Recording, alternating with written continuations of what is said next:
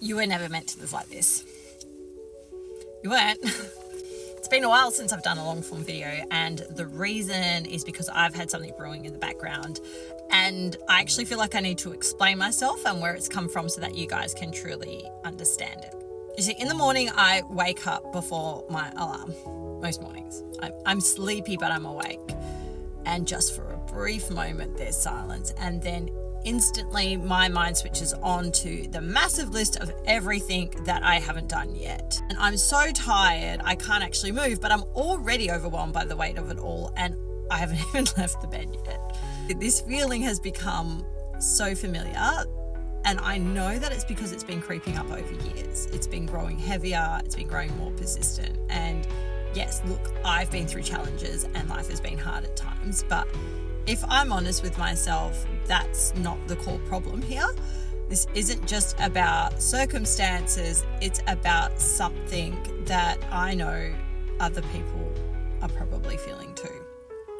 You see, because when my alarm finally does go off, before I've even sat up, my phone is going crazy with notifications. I've got messages, I've got alerts and reminders, and there we go. The noise of the world is demanding my attention. And it's this moment I really start to wonder, who was I before I got so distracted? Before the endless barrage of information, before the overstimulation, before I became a stranger to my own stillness. I sit on the edge of the bed and I will myself to start the day, and one thought always keeps rising up above all the others, which is we were never meant to live like this. Because look, in the most ancient teachings of the world, they tell us that presence is the essence to life, and to know who we are, to create meaning, to live with the awareness of the profound, impossible gift of existence. That's what it's all about. And science affirms this too. We're wired for reflection, imagination, and connection, and yet here we are living as though our worth is measured by how fast we move and how much we can do. We are measuring our productivity by our self-worth, and it is not right. Now, I know this because I've also lived the other way. In my younger years, I completely immersed myself in spiritual teachings. I learned how to be present. I learned how to use universal energy through Reiki and Shiatsu. I removed karma, and I learned how to imagine a future grounded in meaning. Now, my love of science and evidence backed all of these things that I was learning with lessons of proof, and it showed me that the human mind and body held extraordinary potential, and I knew then that we were powerful beings capable of creating so much more than society trains us to settle for. But somewhere along the way, I lost that knowing when I was younger.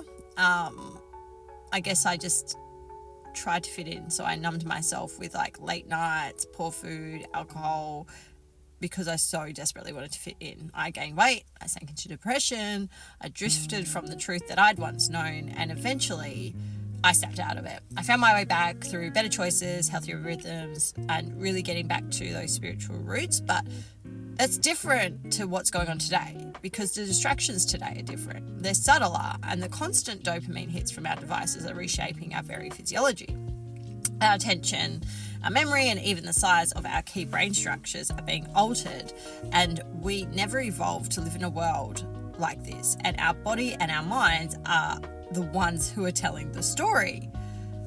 So each morning, God, I close my eyes, I remind myself, okay, Jess, meditate, breathe, practice gratitude, be present, don't pick up the phone. And yet I have two phones, actually. I've got one for work and one for my personal life, and they're both constantly always going off with the next demand. I've got notifications from school and family and friends going crazy, and then I've got emails and pings and phone calls from my colleagues and work, and the expectations keep multiplying. They're multiplying faster than I can actually adjust. And when I was a child, right, I imagined a future where technology would free us. I pictured robots taking care of all those mundane tasks so that we could dream and create and spend time with people that we love. But the opposite has happened. Instead of lightening our load, technology has amplified it, and artificial intelligence now generates ideas and writes content and automates creativity itself. And instead of giving us more time, it demands that we work faster and adapt more quickly, and that we stay forever on. Now, the result of this is that many of us wake up every day with the same silent dread that I feel. It is that gnawing sense that something is so deeply off, that somehow we're running harder than ever, but we're going nowhere. That we're losing our connection to ourselves, really. And I keep returning to the same truth, and that is that we were never meant to live like this. So the question is now, what do we do about it? Now, over the last 2 years, I've been writing a book in an attempt to answer that question.